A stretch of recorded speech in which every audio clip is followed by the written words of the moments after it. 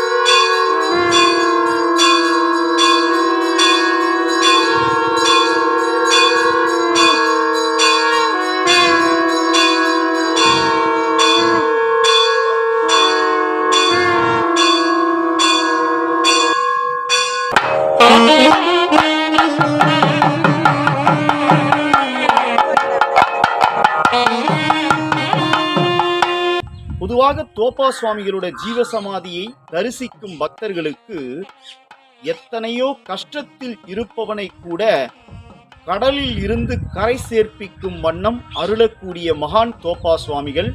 இந்த தோப்பா சுவாமிகளின் குரு பூஜையிலே 176ஆம் ஆண்டு குரு பூஜையினுடைய அலங்கார கோலத்தையும் தீபாராதனையும் சேவித்து மகிழ்ந்தோம். மீண்டும் இதுபோன்று ஒரு அற்புதங்கள் நிகழ்த்தக்கூடிய ஆன்மீக ஸ்தலத்திலே தங்களை சந்திக்கின்றேன். அதுவரை இணைந்திருங்கள் சித்தர்கள் தேடி டிவியில். இந்த ஆன்மீக பதிவு தங்களுக்கு பிடித்திருந்தால் சித்தர்கள் தேடி டிவியை லைக் செய்து ஷேர் செய்து சப்ஸ்கிரைப் செய்ய வேண்டுகிறேன். நன்றி, வணக்கம்.